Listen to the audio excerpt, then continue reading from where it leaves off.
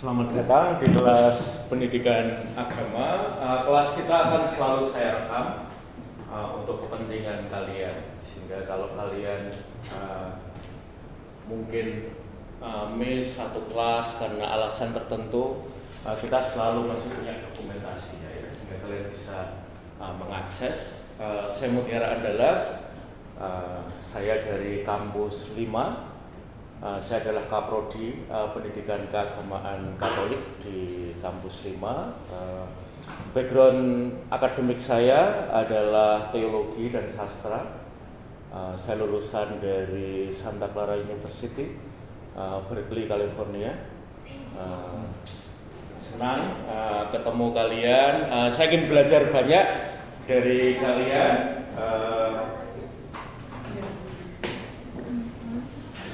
Kalau kalian punya kesulitan omong di kelas ini dalam bahasa Indonesia, kalian boleh omong dalam bahasa Inggris ya.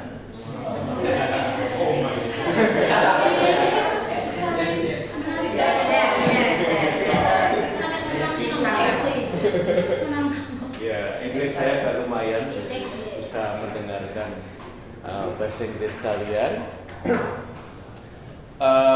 Kalau kalian melihat kelas pendidikan agama, sayalah yang mendesain perkuliahan ini untuk seluruh kampus. Saya koordinatornya untuk pendidikan agama dan saya selalu senang ketemu dengan kalian, kelas-kelas baru, meskipun kalian agak tua sedikit ya sebenarnya ya, karena kalian angkatan 2024. Oh, berarti yang tempat saya Pak keliru ya. Makanya saya melihat kok wajah kalian sedemikian muda kok angkatannya 2024 di tempat saya. Mungkin salah ya. Mata kuliah pendidikan agama ini agak beda dengan mata kuliah yang kalian dapat waktu SMA. Biasanya kalau waktu SMA itu ya lumayan kalian udah ditentukan mau harus ngapain dengan kelas pendidikan agama. Di kelas kita akan membahas cuman 4 tema saja. 4 tema ini pun kalau mudah-mudahan ya tema-tema yang relatable dengan hidup kalian, maka nanti saya akan coba cek ya. Sebenarnya pergumulan kalian sebagai orang-orang muda beriman dari beragam latar belakang itu apa sih ya? Apa yang kalian memiliki pertanyaan dan kadang-kadang tidak dijawab oleh komunitas agama kalian, dan kita berusaha untuk menanggapi pertanyaan-pertanyaan itu. So ask any questions ya, any difficult questions. I'll try my best ya untuk menjawab pertanyaan-pertanyaan kalian ya. Saya S3 di bidang ilmu ketuhanan, jadi kurang lebih pinter lah ya.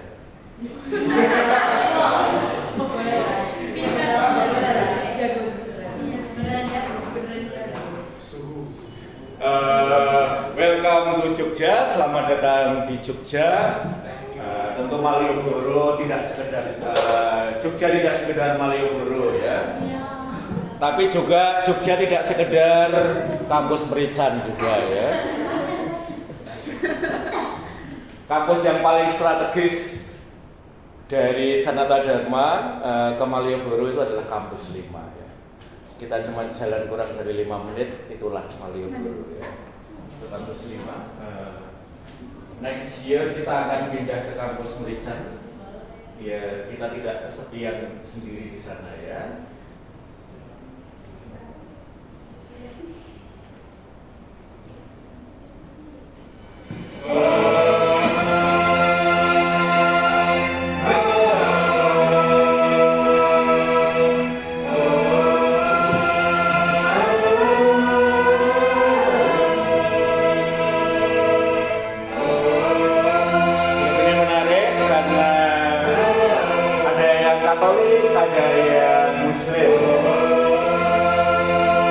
Mahasiswa Sanata Dharma S2 sudah lulus beberapa tahun.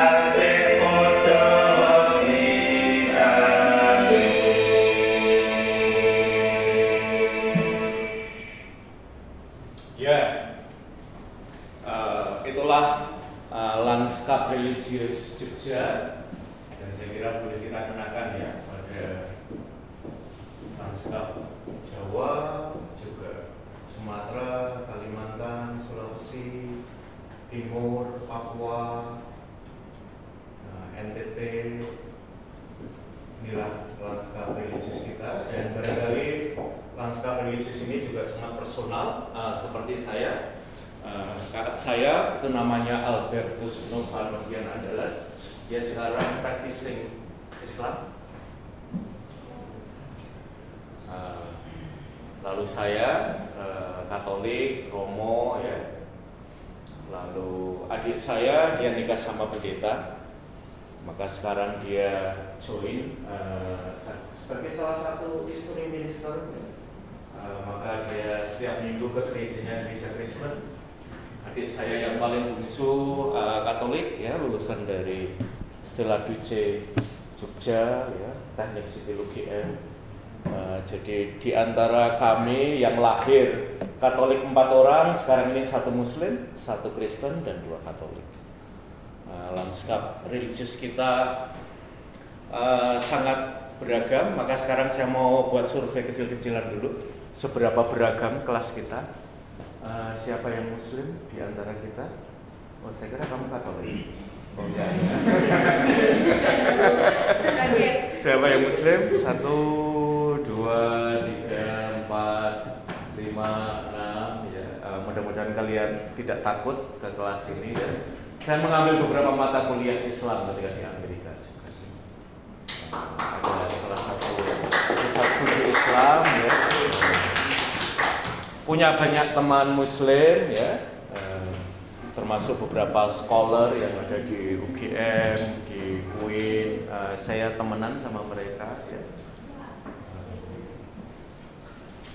Tapi ketemu, saya barusan nonton special screening filmnya Mas Garin Nugroho yang akan official di XX1 tanggal saya kira 28 ya, ketemu Mas tadi Gil DJ, vokalisnya Jogja Hip Hop Foundation, temenan juga. Nah, oke, selain Muslim, Kristen, any denominations, jadi denominasi manapun, pokoknya Kristen, 1, 2, 3, 4, ya, Hindu tidak ada, Buddha, oke, nggak ada, Katolik, wah mayoritas, ini agak berbahaya mayoritas. Ya. Oke, ateis ada? Agnostik ya. Kalian boleh berangkat dari latar agnostik atau bahkan kalau kalian mau declare sebagai ateis nggak apa-apa ya. Kelas ini open untuk kalian yang agnostik atau ateis ya. Jadi ketika nanti kita mulai ngobrol terutama dari perspektif agama, silakan challenge ya, nggak apa-apa ya. Kelas ini bukan kelas untuk mengindoktrinasi kalian ya. Saya kira udah sedewasa ini kita nggak perlu mengindoktrinasi. Dan ini adalah semacam persoalan setiap kali kita mau deliver ya kelas pendidikan agama itu. Ada persoalan nggak sih? Dan menurut pakar ini, Paus Fransiskus ya yang barusan wafat dan sebelumnya juga sudah visited Indonesia, ketidakmampuan pengajaran agama membangkitkan pengalaman iman yang tetap bertahan dan ketidaksesuaian yang tak teratasi antara materi yang diajarkan kepada mereka, pembelajar dengan dunia mereka hidup ya. Seringkali agama itu sayangnya it happens in almost all religions, bahwa agama itu seringkali mengajarkan hal-hal yang tidak ditanyakan oleh orang muda.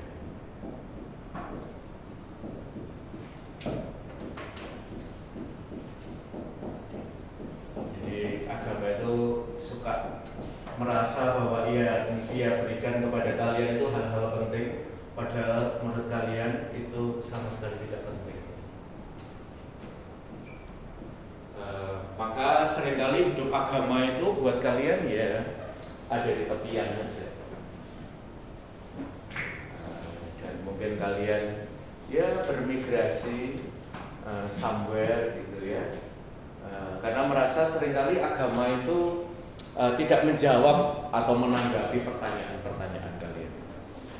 Lalu beberapa lembaga pendidikan hanya menyelenggarakan kerasulan akademik untuk menjaga kelangsungannya dan takut terhadap perubahan yang berlangsung disruptif dalam dunia sekarang ya. Jadi banyak ya kelas-kelas pendidikan agama itu ya udah jalan aja daripada nggak ada. Apalagi nanti di kurikulum itu masuk dalam MKUIK ya. Mata kuliah wajib kurikulum.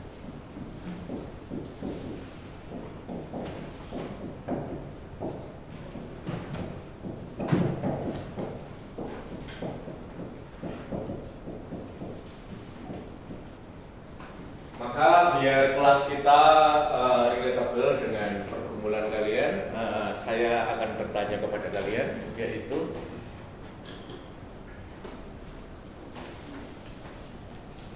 pertanyaanmu tentang agama yang tidak dijawab oleh komunitas agama. Apa pertanyaanmu? Pertanyaan yang buat saya ini pertanyaan hidup mati, tapi agama saya nggak menganggap pertanyaan saya penting.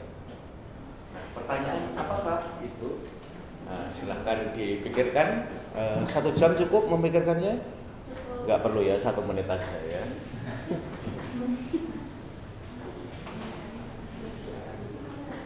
Saya punya pertanyaan dan pertanyaan ini tidak dianggap penting oleh agama saya ya.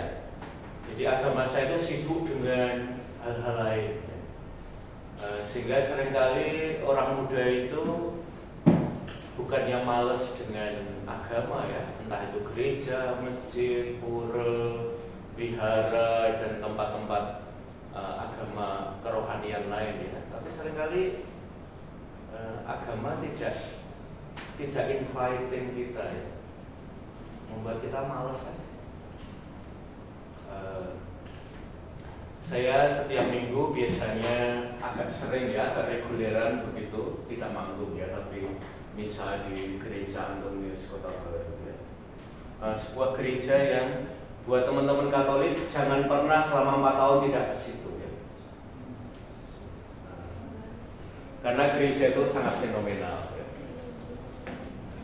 Saya salah satu romo yang reguler ya melayani di situ. Umat di situ, jemaahnya itu sebenarnya jemaah aslinya cuma sekitar 3.500. Berapa orang yang setiap akhir pekan ke situ? 15.000. Ya, yang 11.500 itu dari mana? Dari gereja-gereja sekitar. Ada yang memang jauh-jauh juga ya, kadang-kadang dari Semarang. Dari Semarang itu kalau dari sini, buat kalian yang tidak dari Jogja ya sekitar 3 jaman naik mobil, naik travel ya. Ke Solo itu sekitar hampir 2 jam. Dari kota-kota dekat juga, Purworejo. Kadang-kadang orang ngerelain ya datang ke situ karena merasa menemukan sesuatu yang mereka cari ya. Apakah yang ke situ hanya orang Katolik? Tidak juga. Ada juga yang Kristen. Ada juga yang teman-teman lagi belajar, mungkin awalnya karena pasarnya Katolik ya. Tetapi seringkali kita menemukan teman-teman yang memang seusia kalian ya, yang lagi mencari Tuhan dalam hidup mereka. Saya suka menyapa mereka ya. Tentu tidak pakai jilbab ya ke gereja, tapi biasanya mereka ngobrol, kita ngobrol lumayan intim ya setelah perayaan begitu. Mereka boleh tanya sesuatu atau lagi sedang belajar agama. Tidak harus juga, kadang-kadang kita menemukan mahasiswa-mahasiswi UIN ya, mereka pengen lihat aja ya beribadahnya orang Katolik itu kayak apa. Salah satu gereja yang sangat open untuk kalian kunjungi ya. Dan di situ ada 3 tempat ibadah yang jangan sampai kalian 4 tahun di sini nggak pernah ke situ ya, yaitu Gereja Santo Antonius Kota Baru Katolik, Gereja HKBP Kristen, lalu Masjid Syuhada ya. Dalam satu garis I Nyoman Oka. Oke, mari kita mulai. Yuk, Mbak.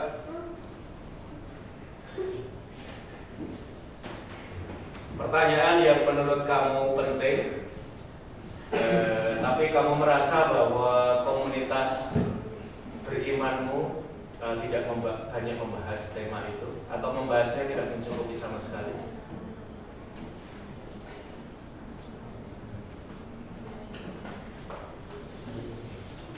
Ya, sesuatu yang kamu punya pertanyaan, tetapi pertanyaan itu kamu merasa kok saya nggak dapat jawabannya ya dalam agama saya.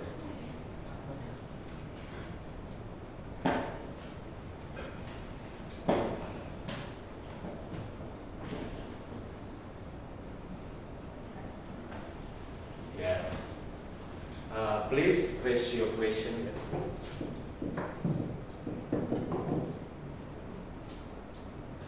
Tidak hanya raise your hand, tapi juga silahkan mengajukan pertanyaan, karena seringkali tidak bertanya itu adalah kemajuan dalam hidup. Sama seperti rasa nyaman, bukan? Rasa nyaman membuat kita tidak kemana-mana. Beragama dengan takut membuat kita tidak mau kemana-mana. Yuk.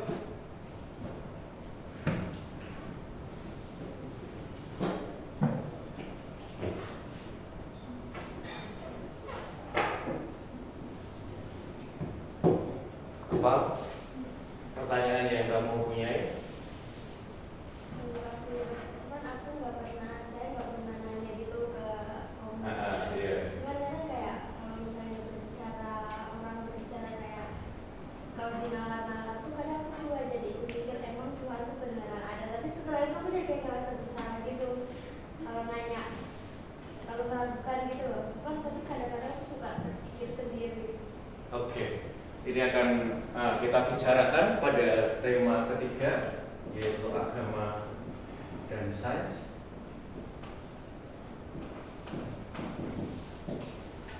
Pada era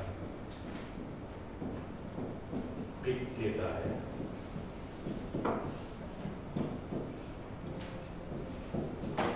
Sekarang ini agama yang tidak mau di-challenge oleh rasionalitas tidak disenangi orang muda.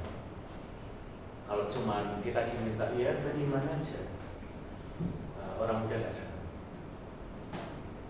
Dan ada nanti kita akan berjumpa dengan nabi-nabi sains ya.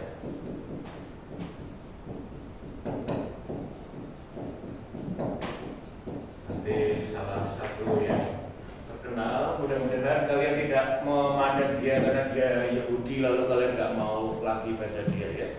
Misalnya Yuval Noah Harari.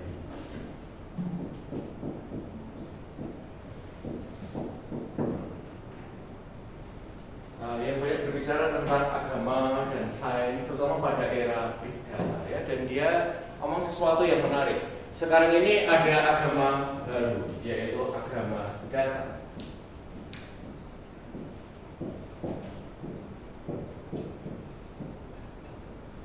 Dulu itu orang kaya karena memiliki sumber daya alam ya.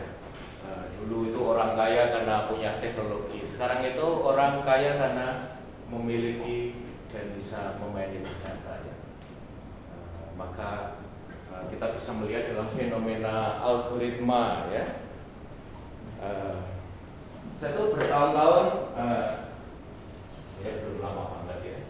Saya tuh mencoba mencari tahu ya mengapa setiap kali saya posting di Instagram itu yang like cuma sedikit. Saya tidak terlalu suka itu ya membeli verified badge. Dan mungkin sebagian dari kalian sudah punya karena membeli ya. Saya bukan tipe itu ya. Saya lebih senang bahwa orang-orang itu follow saya naturally ya, secara alamiah gitu ya. Jadi memang ketahuan kadang-kadang postingan yang menurut saya bagus banget nggak ada yang like ya.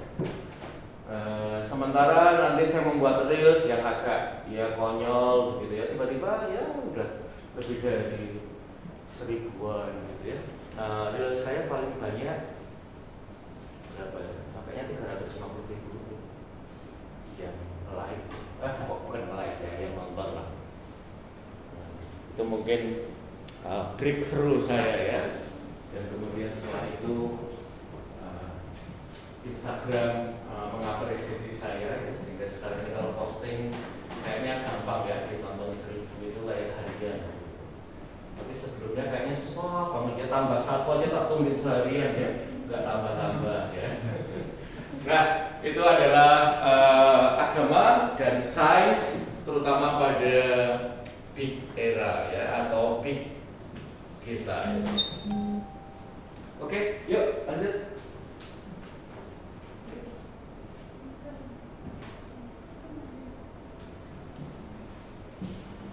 Sesuatu yang nggak jauh-jauh dari hidup kamu, sesuatu yang mungkin jadi pergumulan kamu, tapi seringkali tidak menjadi pergumulan kamu.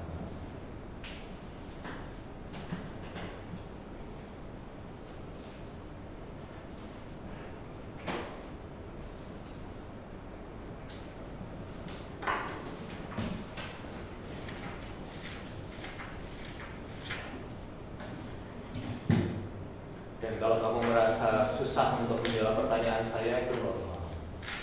Agama seringkali tidak mengajari kita untuk bertanya.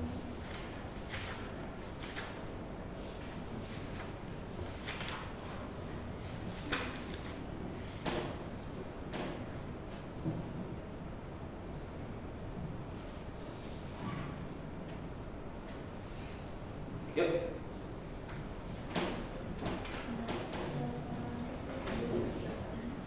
Kenapa setiap orang harus doa ya?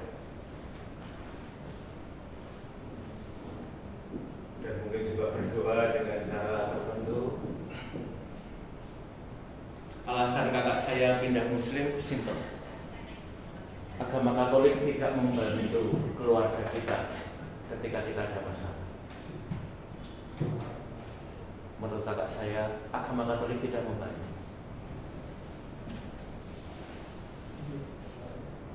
Ya, waktu itu ayah dan ibu saya somehow ya, mereka itu tiba-tiba menjadi asing satu terhadap yang lain.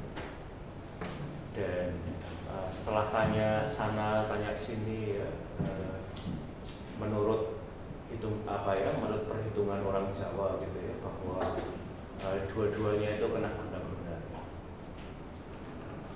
Dan menurut kakak saya, agama Katolik, doa Katolik tidak membantu. Dan dia merasa bahwa belajar hal-hal yang agak kejawen gitu tidak mendapatkan tempat dalam gereja Katolik. Dan dari situlah dia mulai searching Tuhan di dalam hidupnya. Dan mungkin kakak saya paling menemukan Islam punya kedekatan dengan sebuah journey yang sangat personal ya. Meskipun saya adiknya itu Romo ya, tapi saya sangat menghormati ya keputusan kakak saya. Karena itu sesuatu yang personal ya, tidak bisa saya beri nasihat. Dan dia sampai sekarang masih mungkin lebih kejawen ya daripada Muslim ya, tapi dia puasa. Oke, yuk. Ini lebih ke organisasi gereja. Oke, ya. Kan saya sendiri sering kegiatan ketua gitu. Ya.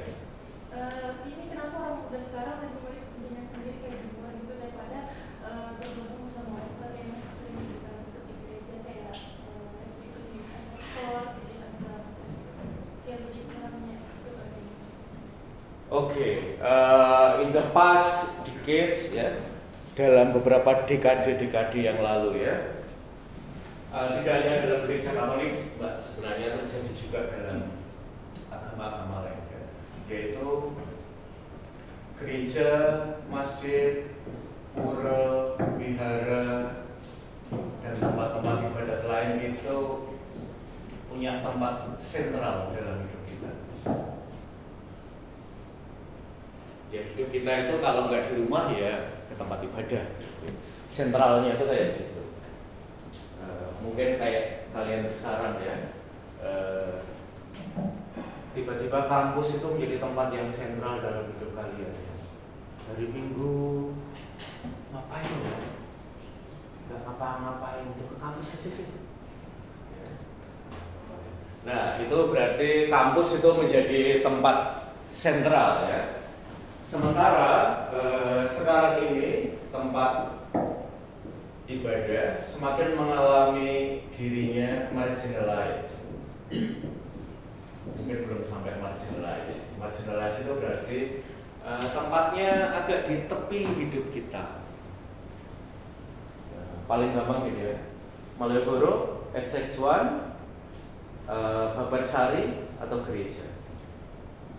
Mungkin gereja nomor 4 sih.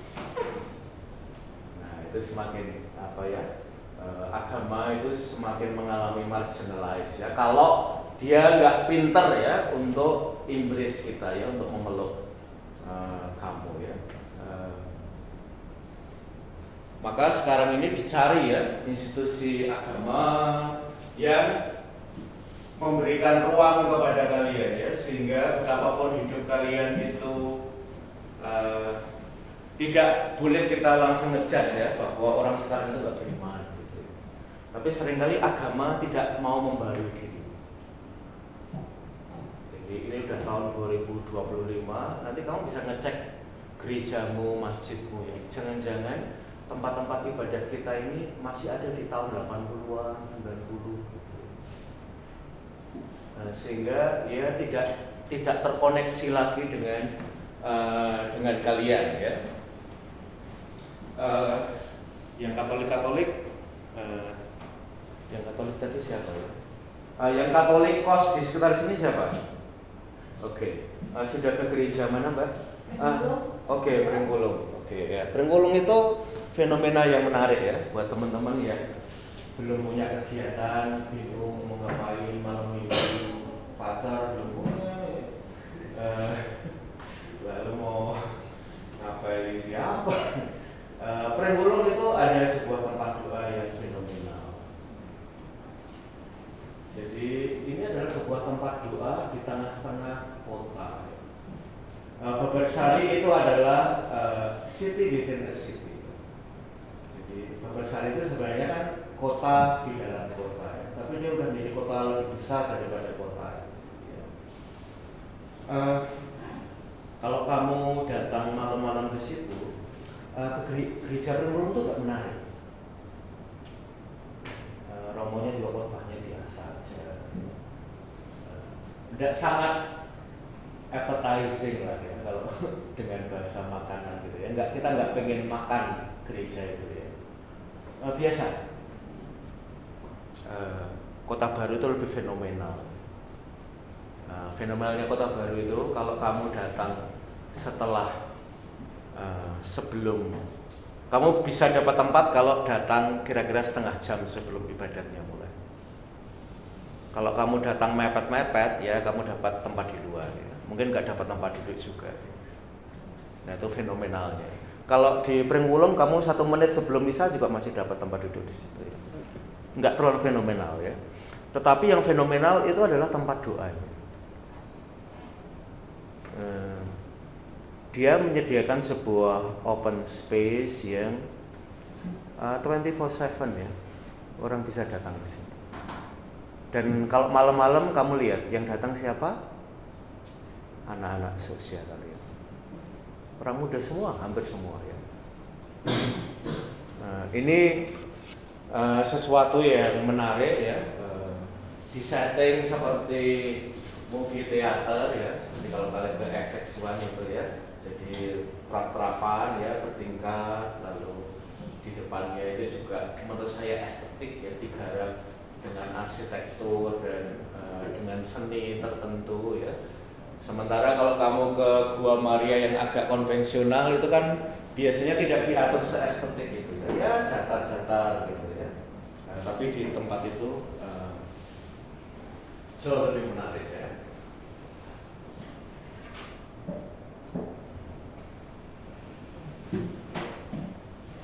Nah, dunia kita juga adalah dunia yang kita menyebutnya sebagai zaman pengetahuan, AI ya, kecerdasan buatan.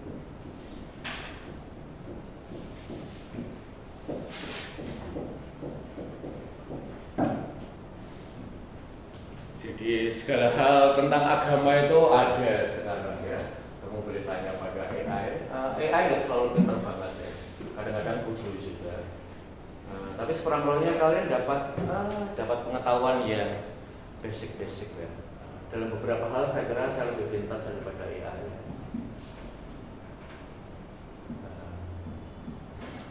Tapi sekarang ini kita ada di zaman pengetahuan dan seringkali agama justru tidak selalu positif ya terhadap pengetahuan. Maka nanti kita akan bicara agama dan sains ya.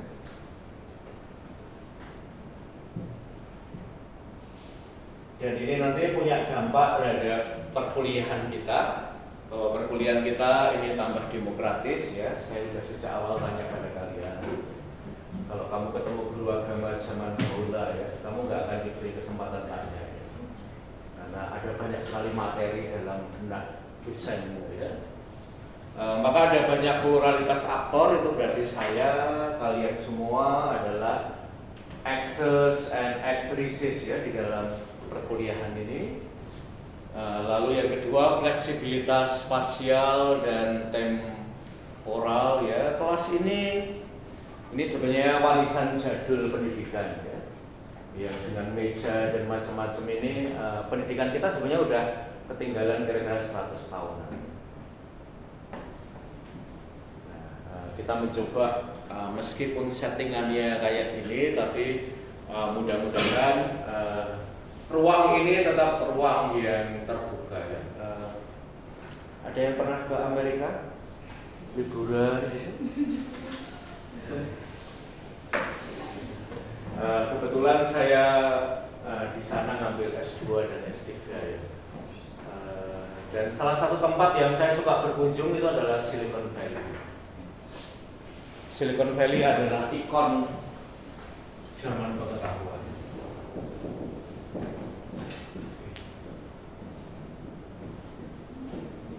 Kalau kamu ke kantornya Meta, meja-meja ini enggak ada.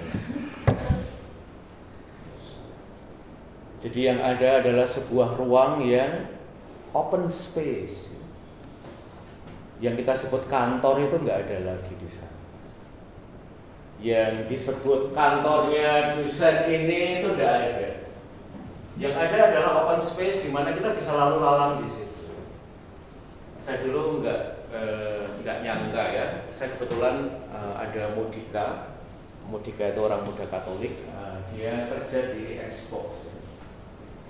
Saya waktu itu hari Minggu gitu sebelum ke gereja saya diajak ke tempat dia kerja. Dan ketika masuk kantor itu saya sangat surprise ya. Ketika di situ, ini kantor atau apa ya? Ada kulkasnya ya, isinya itu snack ya. Apakah orang boleh ambil? Oh boleh ambil. Apakah harus beli? Tidak. Ambil aja. Selalu di restock ya. Lalu ada meja pingpong dan meja main-main yang lainnya ya. Kapan mereka boleh pingpong main-main? Sepanjang waktu.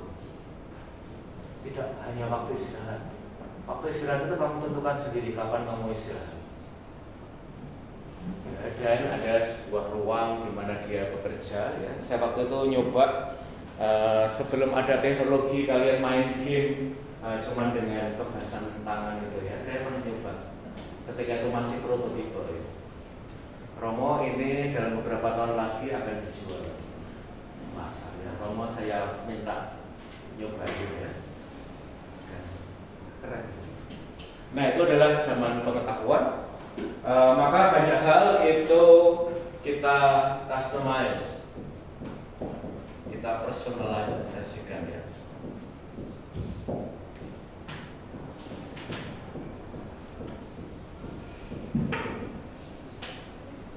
Oke, boleh lihat HP-nya Mbak? Yang kamu ubah dari settingan pabrik sejauh ini apa saja dengan HP kamu? Wallpaper-nya, font ini ya, font tulisannya ya. Apa lagi? Oh, tinggi juga. Boleh tahu mengapa casingnya hitam? Punya Pak Desa. Apa? Punya Pak Desa. Oh, punya Pak D kamu. Maka dalam hal itu ini belum sangat customize ya. Ya. Karena Pak D-nya kalau diganti casingnya bingung ya. Ini HP saya atau bukan ya. Oke. Ya. Oke. Boleh tahu apa yang sudah kamu ubah bahwa selain bahwa ini udah bapak belur ya.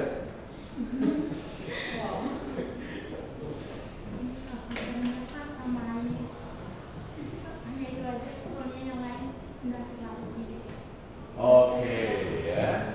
Jadi banyak hal dalam hidup kita itu customize. Customize itu berarti kita ubah sesuai dengan kebutuhan atau dengan diri kita ya.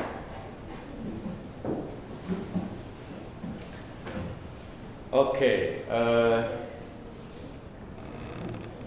saya mau tanya ya.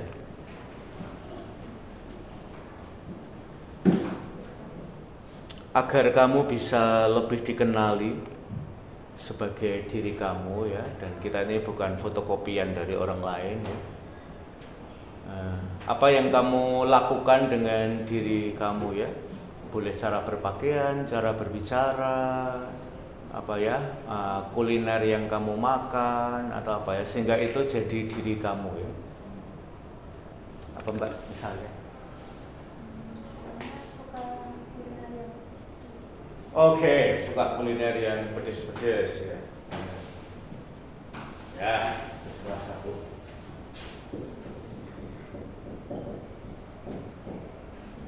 Sudah nemu di Jogja? Ya. Oh sudah. Kalau masakan Manado agak mahal sih di sini. Jangan sering-sering ya. Tidak baik untuk kantong orang tua kamu ya. Ya.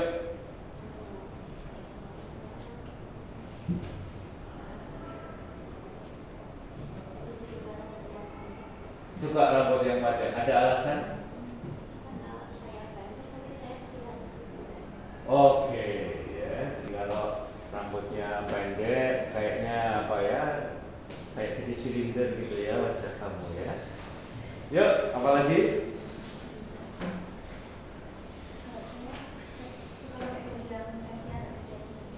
Oke, oversize ya. Nah, karena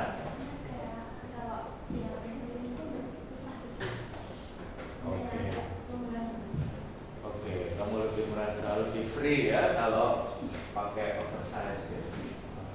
Sudah ke order dulu? Nah, itu tempat untuk beli t-shirt oversize. Harganya miring.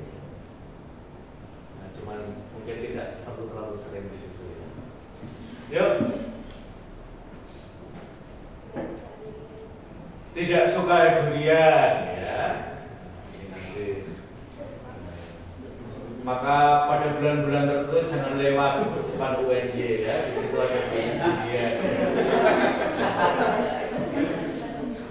Sama Jalan Magelang TVRI ya. Kalau nanti ke arah Kaliurang ya. Kalau kamu weekend ke sana pastikan kamu tidak melewati area-area durian gitu ya. Yuk, apa lagi? Suka baju warna hitam. Ada alasan tertentu? Selain bahwa hitam itu membuat kita agak perusahaan ya, katanya ya. Oh, lebih pede ya. Oke ya, hitam itu cocok untuk semua kombinasi warna yang lain ya. Yuk. Harus berpori ya. Pernah terlambat kuliah gara-gara harus berpori dulu? Oh enggak. Yuk.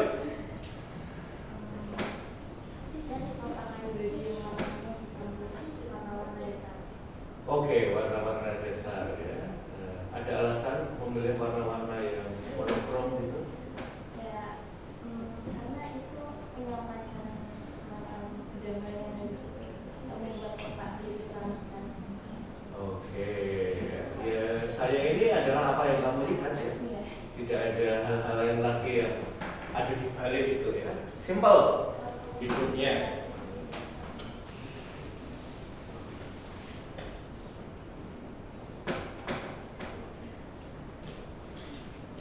Saya itu banyak deal with youth ya. Saya banyak bulan-bulan sama orang muda, maka mode saya agak lebih muda daripada generasi seusia saya. Kalau kamu membuka almari saya punya banyak jersey basket. Ya, itu menunjukkan ya muda. Jarang-jarang orang seusia saya pakai jersey basket. Maka pertanyaan yang kita ajukan dari tahun ke tahun ya, mudah-mudahan kita menjawabnya juga secara baru. Bagaimana menganimasi mata kuliah pendidikan agama yang relatable dengan kehidupan, lebih lanjut pergulatan iman, insan beriman digital, set ya. Dan ini adalah kalian. Dan kalau mau kita tempatkan dalam salah satu core value Sanata Dharma adalah menghargai keberagaman.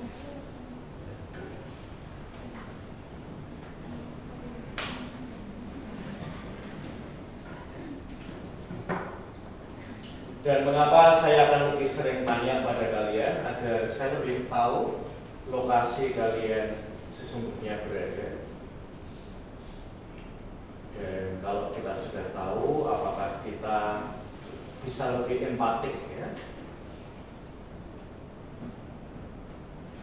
Dan ini saya sebagai pendamping, mudah-mudahan juga kalian.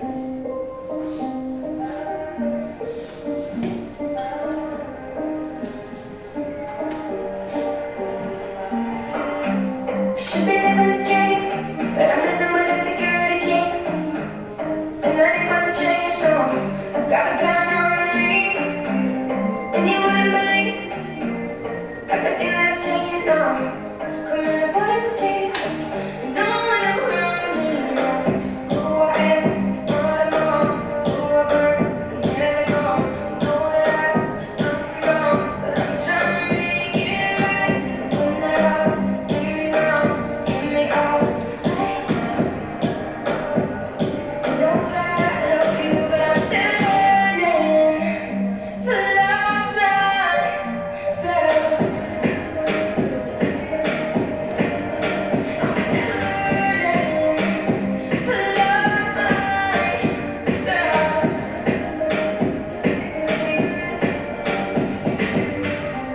Should be living the dream, but I go home and I got no self-esteem. You think I'm so really green, but it's best around the family tree. No man wants to really commit. Intimidated 'cause I baited shit. In the crowd, you beat my lips, but no one around me knows who I am, what I'm on, who I've hurt, and where they go. I know that I've done some wrong, but I'm trying to make it right. Same mistakes on and on, to all my friends, I'm sorry for. You know that I love you, but I'm still learning to love myself.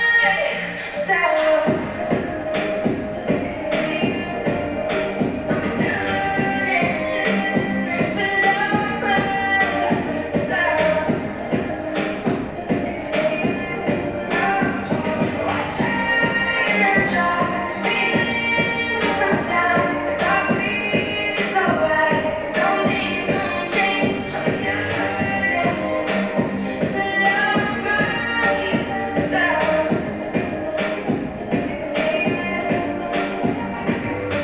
Who I am, what I'm on, who I've hurt, and where they're gone. I know that I've done some wrong, but I'm trying to make it right. To the one that I've bring me round, get me out right now. I'm still learning to love myself. I'm still learning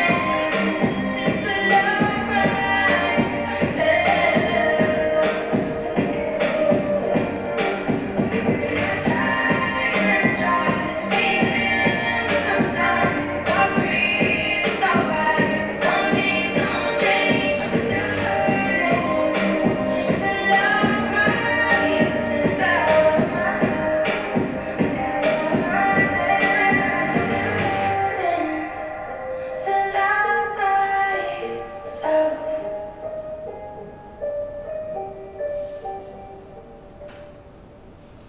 Tema yang kedua yang akan kita obrolkan adalah terkait dengan self love.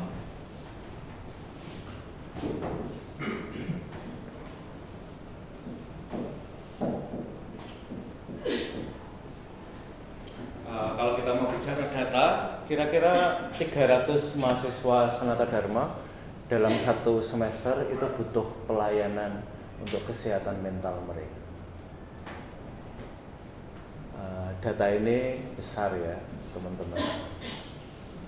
Dan dalam beberapa tahun terakhir ini kampus-kampus besar di Jogja, including Sanata Dharma ya, itu terkena persoalan terkait dengan kesehatan mental, yaitu fenomena bunuh diri. Ya, kalau kamu ke Porta situ ya, mahasiswa UGM itu melompat dari hotel yang di dekat UNY itu ya. Lalu sebelumnya juga ada seorang mahasiswa Katolik ya, itu bunuh diri di kosnya. Untuk alasan yang mungkin bagi sebagian dari kita kok bisa ya sampai segitu. Alasannya bunuh diri adalah orang tuanya bilang bahwa dia tidak terlalu pandai. IP-nya cum laude. Ya, Tapi mungkin orang tuanya pengen dia IP-nya 4,0. Sementara 3,6 itu dianggap tidak pinter. Nah, di UMY, kampus yang besar juga, sebagai kampus swasta muslim ya, anak asramanya lompat dari asrama ya, meninggal. Jadi oke, sekarang mari kita temukan kata atau frase yang terkait dengan self love. Apa saja yang ada dalam benak kalian kalau ada kata self love? Yuk. Bersyukur. Oke, bersyukur.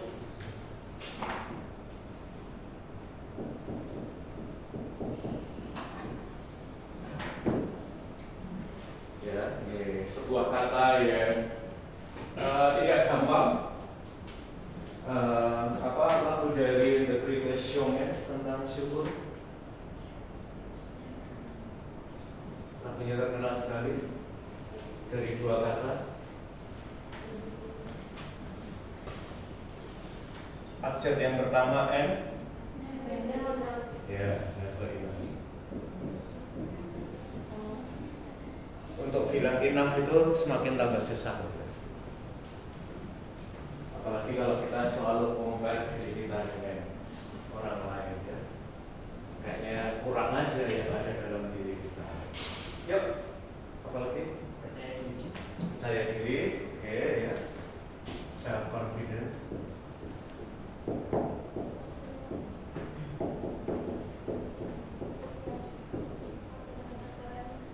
Ya, saya suka nonton TikToknya ini ya. Orang yang merasa jelek sendiri di seluruh dunia dari Surabaya itu. Dia selalu tanya ya, pilih cowok yang cakep tapi selingkuh atau jelek tapi setia ya. Dan dia tidak selalu percaya bahwa jawabannya itu adalah cewek cowok yang wajahnya pas-pasan dan itu setia ya. Kebanyakan kayaknya pilih yang cakep dan selingkuh. Nah, lalu dia membuat sebuah teori ya, dan suka sekarang ini dibuat di t-shirt ya. Perempuan itu cuma melihat laki-laki itu cuma dari dua sisi. Kalau enggak raine ya ekonominya ya. Jadi kalau wajahnya enggak menolong ya ekonominya mestinya menolong ya. Kalau dua-duanya tidak menolong ya udah ya kita jomblo sepanjang hidup kita ya. Yuk. Mencintai, oke.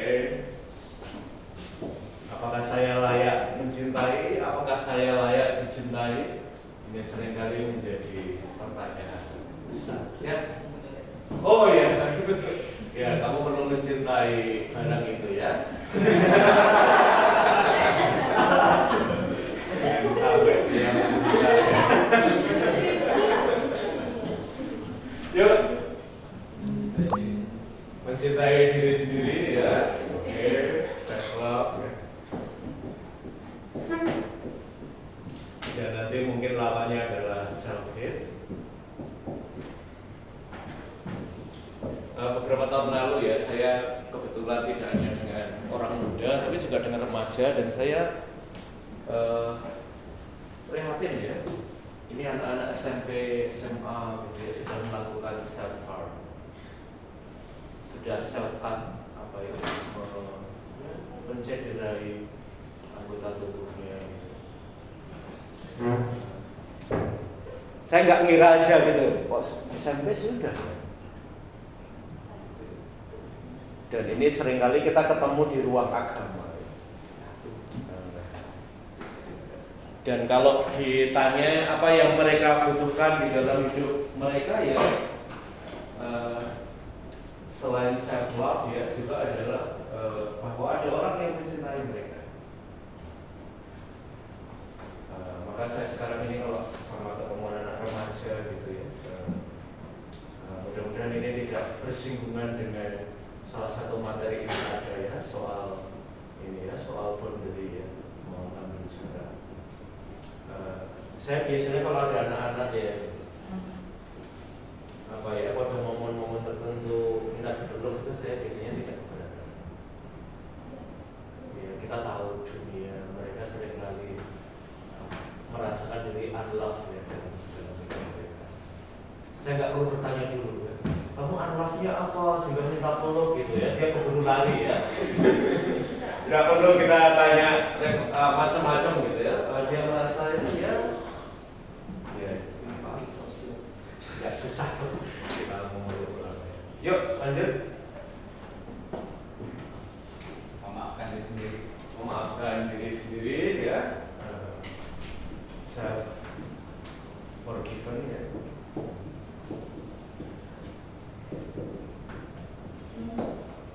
Ya betul banget sih aku ini ya. Misalnya itu ya. Itu seringkali lebih parah daripada orang membodoh-bodohkan kita ya. Ketika kita sudah internalizing bahwa kita ini ya hidup saya ini a total mess ya. Hidup saya ini berantakan semua, gak ada yang benar ya. Dan itu seringkali membuat diri kita self unforgiven ya. Oke, yuk Jalani apa adanya. jalani apa adanya ya. Ya.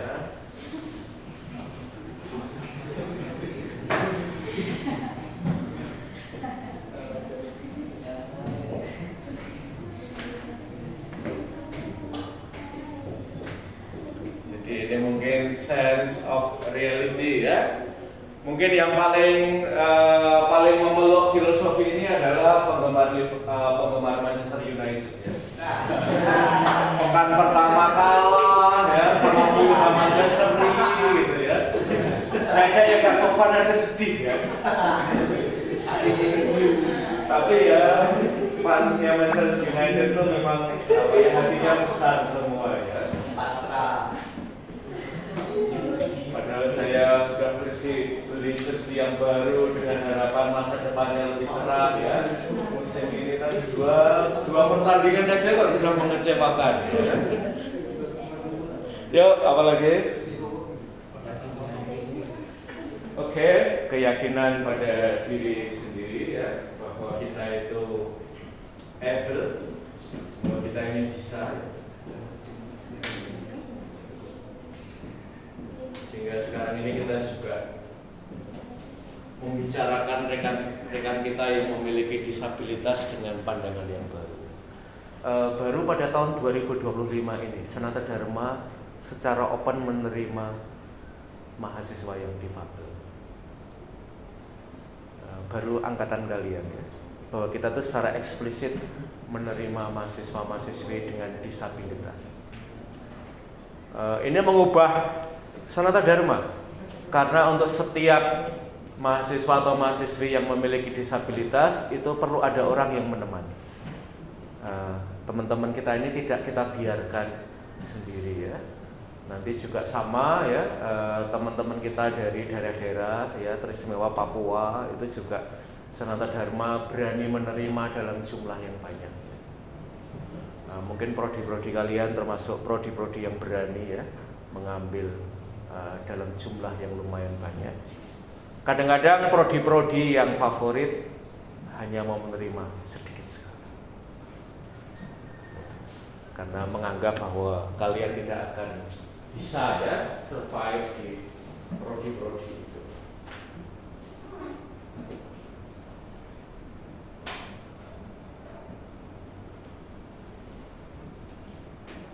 Nah ini kalau kita semacam membuat profil kalian itu seperti apa, bisa jadi seperti saudariku tadi yang aktif di ONK ya. Ya orang muda tapi hidupnya masih di sekitar gereja ya. Tidak ada yang dibayangkan selain gereja setelah kuliah ya. Nah ini jadi kalian punya afiliasi yang masih sangat dekat. Bisa jadi kalian itu lebih berjarak dengan agama-agama resmi, meskipun kalian tetap mendaku ya. Apakah kalian religius? Ya. Apakah kalian spiritual? Ya.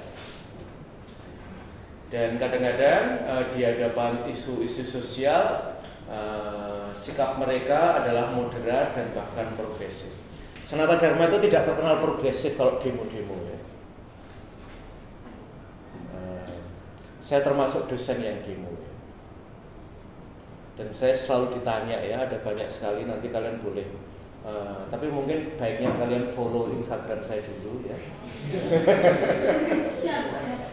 Nanti kalian beritahu saya follow back kalian ya. Di situ ada diskusi yang menarik ya. Suatu kali saya ngajak mahasiswa-mahasiswi yang dari Sanata Dharma ya untuk mampir ke kampus saya sebelum demo ya. Jadi saya beri snack dulu, minum-minum dulu ya. Lalu kita buat happening art di situ ya. Dan banyak itu bertanya ya, memang sekarang Sanata Dharma boleh demo ya? Lalu saya jawab ya, sejak pendiri kita Sanata Dharma boleh demo. Yang tidak boleh demo itu kekeliruan ya dalam sejarah kita. Jadi seringkali ini juga membuat orang itu berjarak dari agama karena isu-isu sosial. Jadi kamu merasa bahwa agama kamu ini, misalnya teman-teman Muslim ya, sekarang ini bergumul juga ya dengan isu menerima tambang ya misalnya. Itu tidak sedikit yang kecewa. Mengapa organisasi-organisasi besar saya kok setuju ya dengan tambang, dengan sumber daya alam yang dieksplorasi, seringkali bernama lain eksploitasi ya. Itu menimbulkan kegelisahan ya. Lalu sebagian itu memang say no to religion ya. Biasanya terkait dengan isu-isu tertentu ya, aborsi, LGBT, hukuman mati dan yang lain-lain ya. Di Jogja LGBT itu saya nggak boleh memberitahu kalian ya, tapi ada beberapa kafe yang jadi tempat teman-teman LGBT suka ngumpul ya. Pastikan kalian tidak salah kafe ya, karena bisa jadi kalau kalian salah nongkrong nanti kalian apa ya diketipin.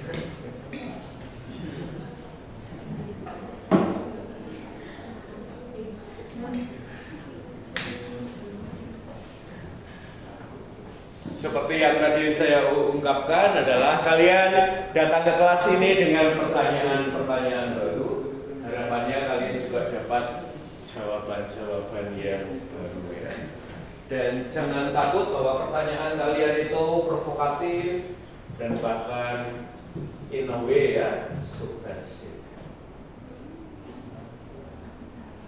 Ini persoalan sebagian dari kita.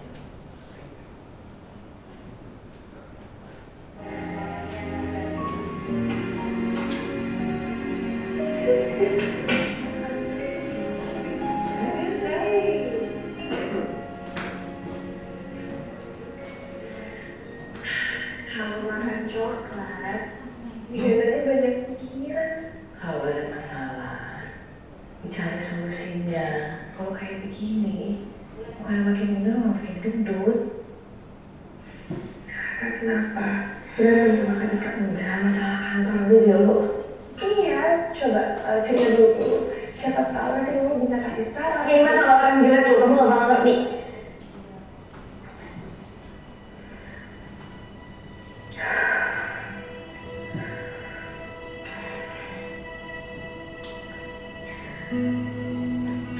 Atasan gue resign.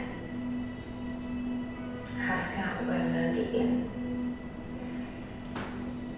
Tapi yang kepilih malah yang lebih cantik, lebih keren. Selama ini pasti kamu pikir nama yang jahat semua. Orang-orang di luar sana bisa lebih jahat, Kak.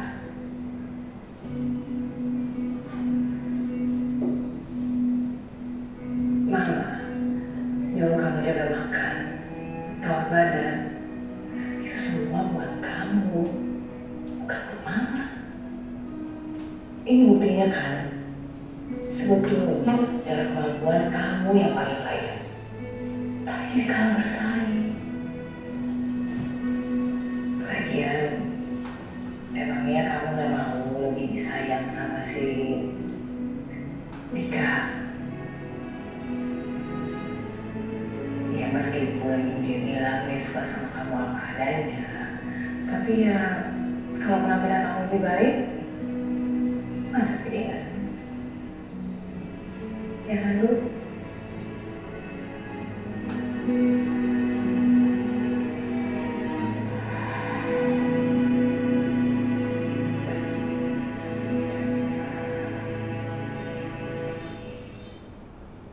Ya, ternyata ada masalah orang jelek ya. Dan itu berarti kita perlu tidak sok tahu ya. Kadang-kadang ya buat kita yang tidak punya persoalan dengan rai atau wajah, ya kita tidak pernah mengajukan pertanyaan gitu ya. Tetapi bagi kita yang berhadapan dengan dunia yang seringkali sangat kejam terhadap kita, kita perlu melihat. Ini nanti akan kita bicarakan juga ya soal perasaan insecure.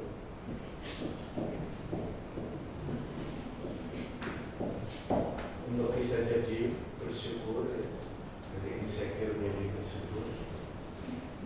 Lalu sekarang ini dalam beberapa tahun ini ya, tema ini semakin ke arah kesehatan mental.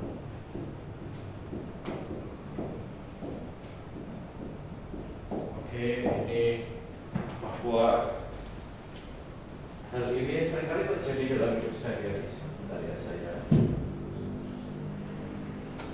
mau ambil video dari file saya.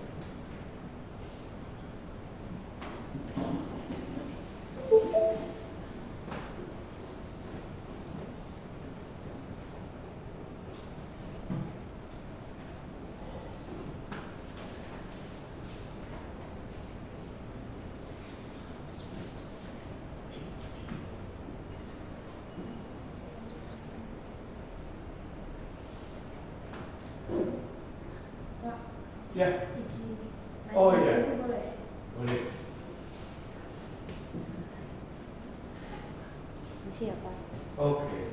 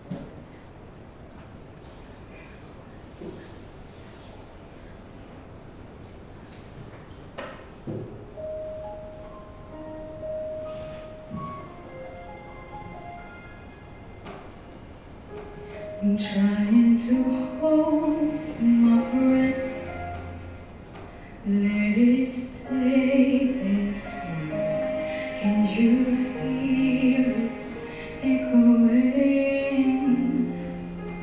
Take my hand, will you share this with me? It's darling without you.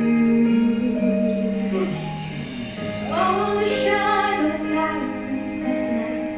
Oh, the sky.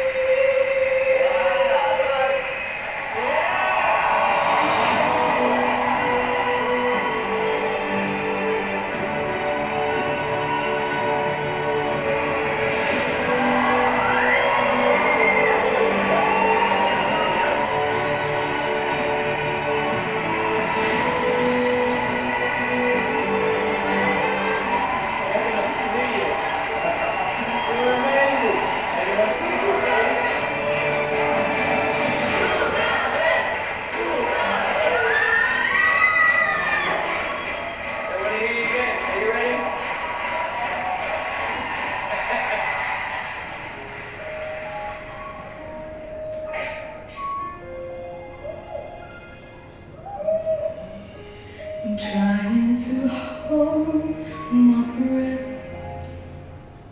Let it stay this way. Can't let this moment end. Take my hand. Will you share this with me? 'Cause darling, without you, all the shine of thousand spotlights, all the stars we steal from night sky will never be enough, will never be enough. Towers of gold are still to live. These hands will hold the world, but it will never be enough, will never be enough.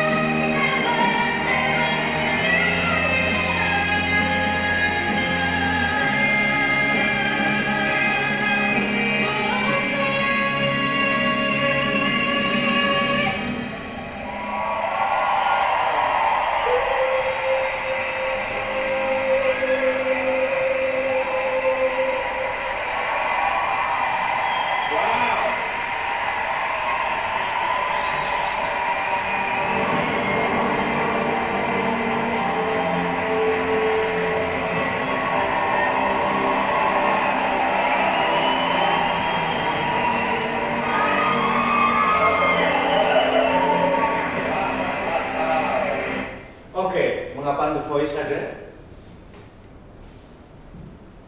Mengapa ajang nyanyi The Voice ada?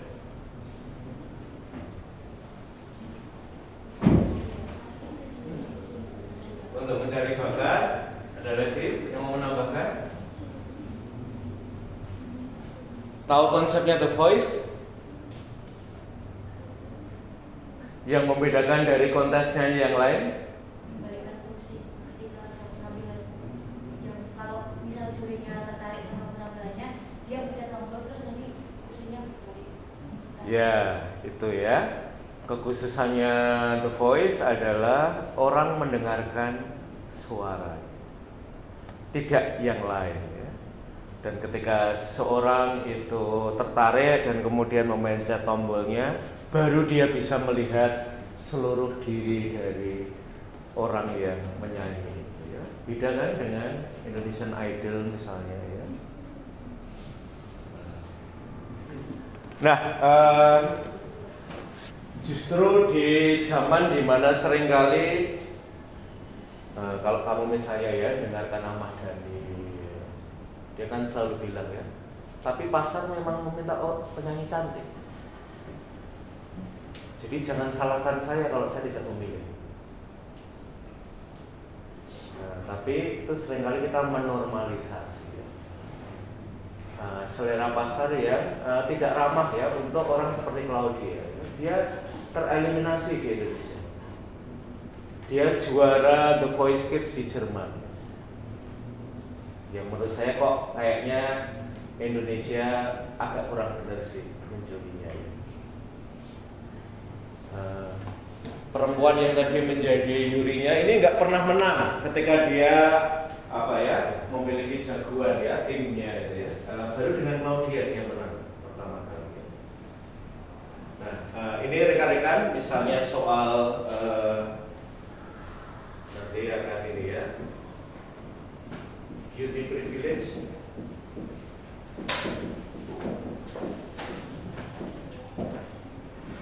Bahwa kecantikan, kegantengan itu ada privilege gitu ya. Dan dunia kita harus kita akui sangat kejam ya terhadap orang-orang yang pas-pasan kayak saya ini ya. Kita lebih sulit ya untuk mengapresiasi, menerima ya. Bakatnya lalu kelihatan kurang berbakat karena gara-gara wajah kita ya kurang dianggap kurang pasar ya, kurang pasar dalam arti ekonomis ya, kurang ekonomis.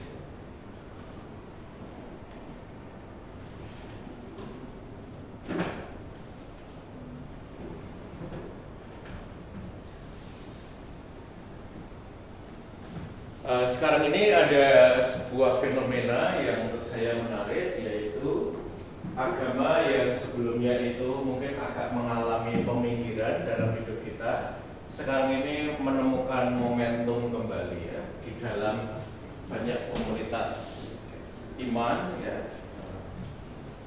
Misalnya kalau saya ya sebagai Romo Katolik, saya suka melihat orang muda itu banyak ke gereja. Nah, gimana kita nanti merawat orang-orang muda ini yang antusias untuk mencari Allah.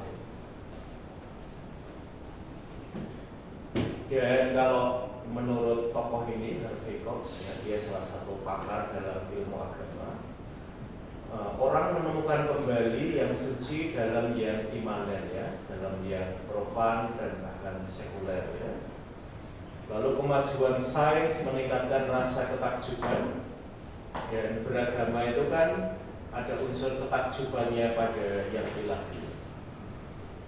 Lalu orang berpaling pada agama untuk mendapatkan hubungan, untuk hidup dunia dan mengubah dunia menjadi lebih baik. Tidak lagi sekedar agama itu untuk menyiapkan kehidupan setelah kematian. Lalu iman yang lebih pragmatis dan eksperiensial sebagai jalan kehidupan menggantikan tekanan sebelumnya pada institusi dan ajaran ya. Maka nanti kalian akan menemukan ya dakwah, homili, ya, khotbah. Itu orang senang mendengarkan story dari apakah itu ustadznya atau dari pendetanya atau dari romonya atau dari pemimpin dalam agama Hindu, Buddha, keyakinan juga ya.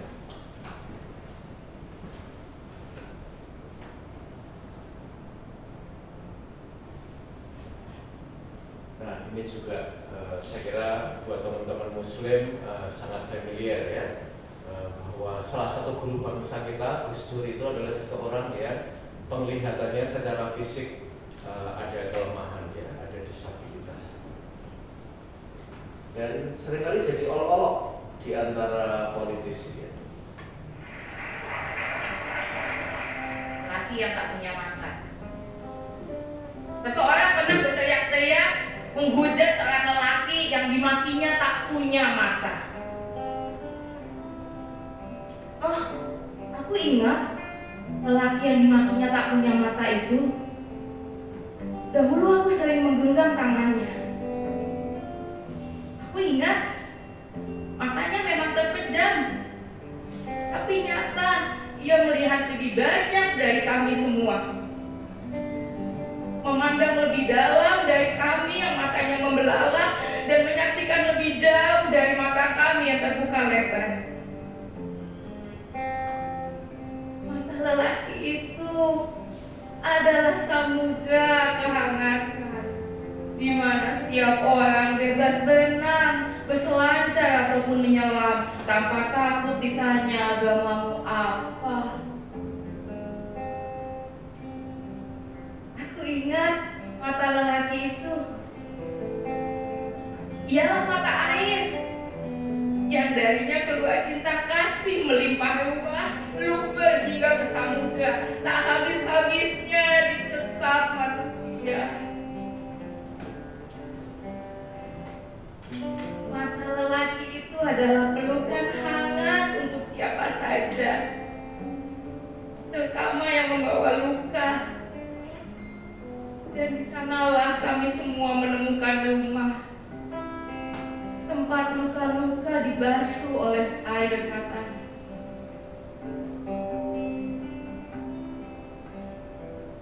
Mata lelaki itu adalah jendela. Siapa saja bisa memanjat untuk kemudian masuk ke dalam kepalanya, menjelajah tanpa batas, dan berakhir di hatinya yang lapang. Mata lelaki itu adalah kebaikan yang tak pernah berhenti tumbuh meski selalu dibagikan ke semua orang, karena ia percaya kebaikan untuk semua, bukan hanya golonganku saja.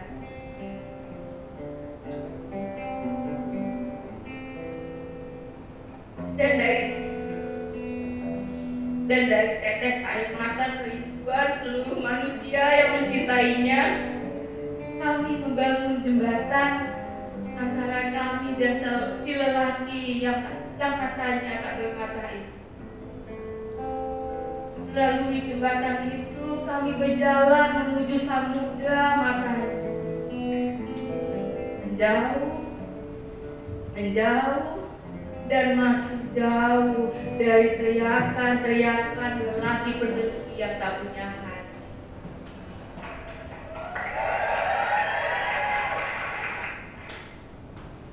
Ya, ini adalah pengantar awal untuk memasuki mata kuliah pendidikan agama ini.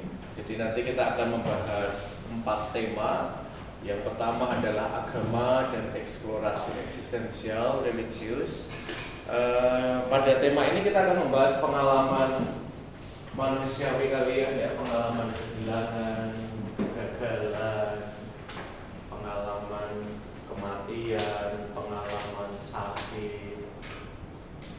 Apakah kuliah di Sanata Dharma tidak di UGM selalu adalah kegagalan dalam hidup saya? Tidak otomatis ya. Mungkin ditolak di UGM dan kalian bisa masuk ke Sanata Dharma adalah keputusan terbaik.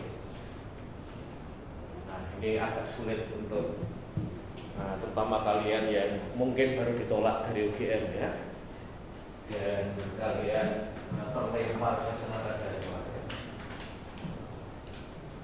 Kita akan membahas tema-tema itu dan biasanya akan kita bahas dengan 3 mode ya. Mode yang pertama adalah kita akan menghadirkan figur publik ya, menampilkan. Saya kadang-kadang ambil dari YouTube atau apa gitu ya.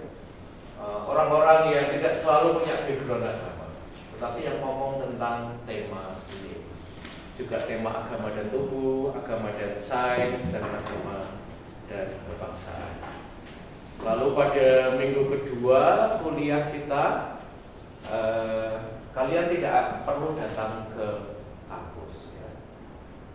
Kami akan memberikan kepada kalian 3 film rekomendasi, lalu kalian nonton salah satu. Nontonnya gimana? Terserah kalian ya, nonton bareng teman juga boleh ya.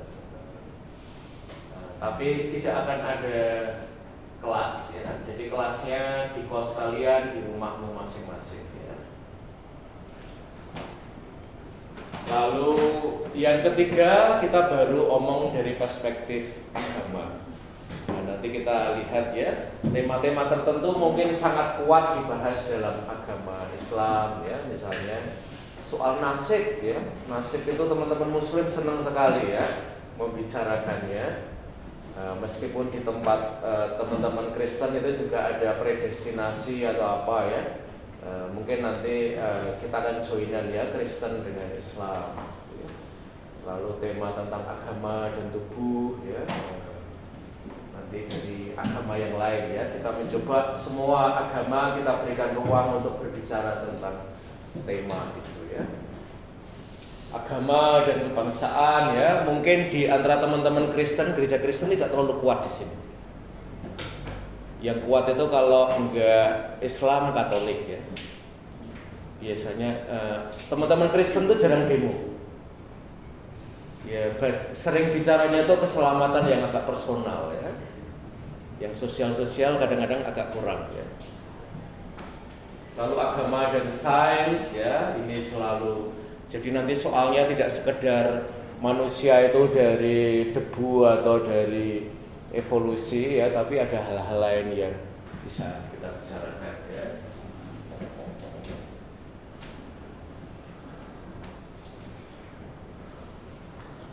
Dan mudah-mudahan capaian dari pembelajaran ini dapat kita raih ya. In accordance with our laws, Only the firstborn may compete for the hand of the fair maiden. Archers, to your mark! To your mark! And may the lucky arrow find its target.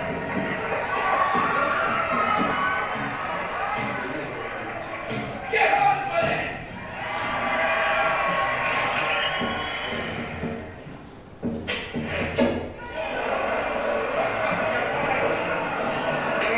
I bet he wishes he was tossing cavers. Rigid.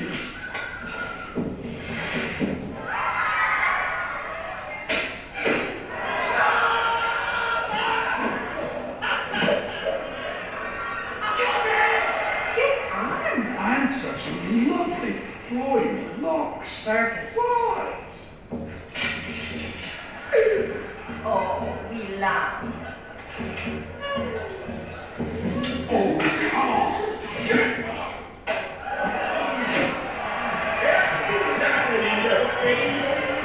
Feast your eyes. Well, that's just grand now, isn't it?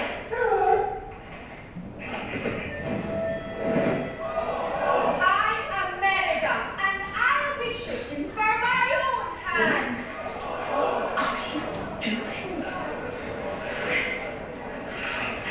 Merida, curse this dress! Merida, stop this! Don't you dare loose another arrow!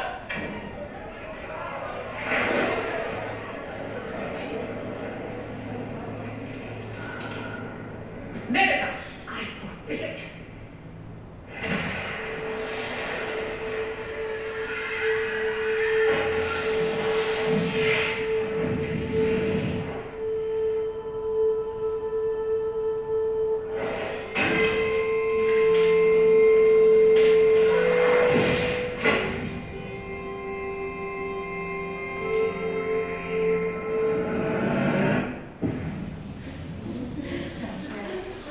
Ya, mudah-mudahan tepat sasaran ya. Materi ini sudah kita barui dari tahun ke tahun, tapi ini hanya untuk memberikan gambaran kepada kalian. Misalnya kita ambil aja yang sisi tentang jatuh ya. Itu ada salah satu penulis dari agama Buddha, Ajahn Brahm ya, terkenal sekali. Bukunya laris di Indonesia di dalam bentuk terjemahan. Dia pernah punya sebuah judul buku yang menarik, yaitu Falling is Flying. Jatuh itu sebenarnya apa sih? Jatuh itu terbang. Itu buat saya keren banget. Lalu ada dalil lama juga ya, lighting the way, yaitu menyinari jalan.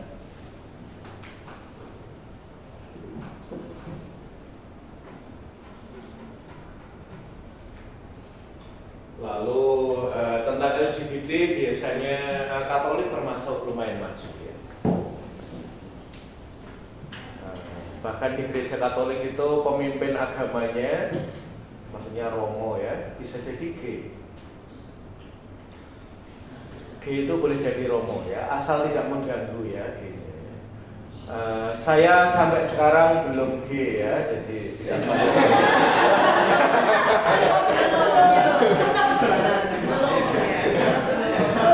saya heteroseksual ya.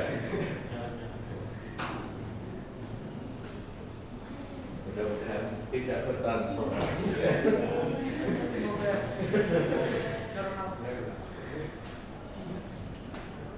Lalu agama dan sains juga kita nanti akan coba lihat ya.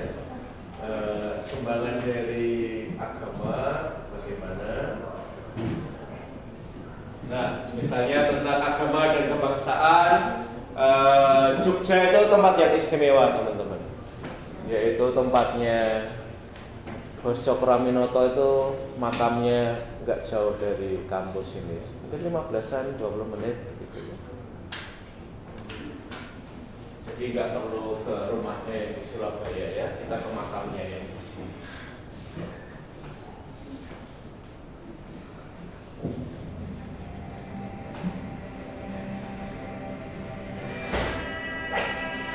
Ija, kemana kau akan membawaku? Orang-orang Eropa datang ke sini untuk mencari apa yang tidak mereka punya. Karet, kopi, paha, cengkeh, tembakau untuk pabrik-pabrik mereka. Mereka juga mencari pelabuhan-pelabuhan hangat untuk mengambil hasil kita sepanjang tahun. Sejak Pangeran Diponegoro lebih dari 70 tahun, kita tidak memiliki sama ini.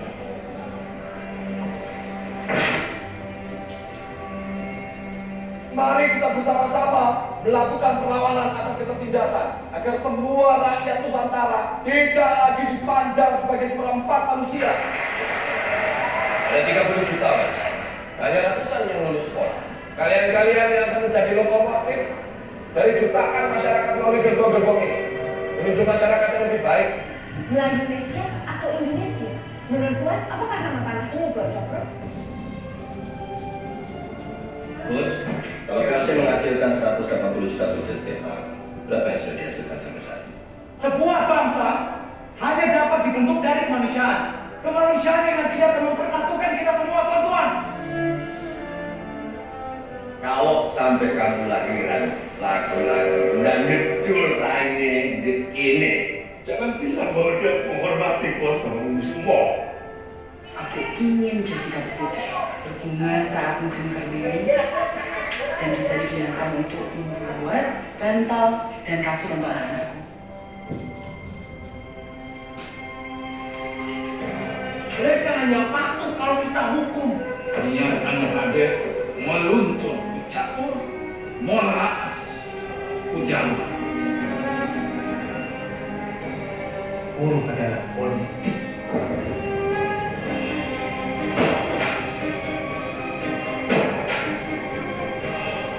Jadi salah kita gagasan-gagasan yang datang antara ini, yang bahaya adalah cara-cara gagasannya. In deze nieuwe wereld hebben we mensen als Cokro aan de noodwaar. Cokro is gevaarlijk, ik zeg het u. We zouden hem moeten opsluiten. Boleh besar untuk kampung kuat. Ini kepadaku, ini jamaah. Aku ngerti, Nur, aku pikir apa? Kalau tanah ini punya pemerintahan sendiri, siapakah aku? Apakah aku termasuk pribumi? Saya Usani akan hidup bersama seorang Cokro Aminoto.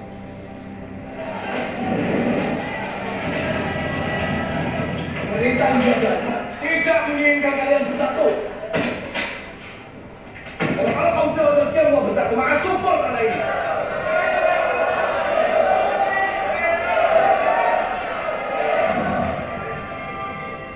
Hanya ada satu cara untuk berusaha.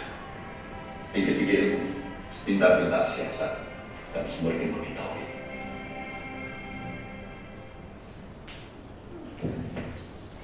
Ya, Universitas Cokro Aminoto ada di Jogja, ya. Ahmad Dahlan itu juga tokoh besar, ya. Jadi kalian kuliah di kota yang tepat, ya. Tokoh-tokoh besar itu nggak jauh dari kita, ya.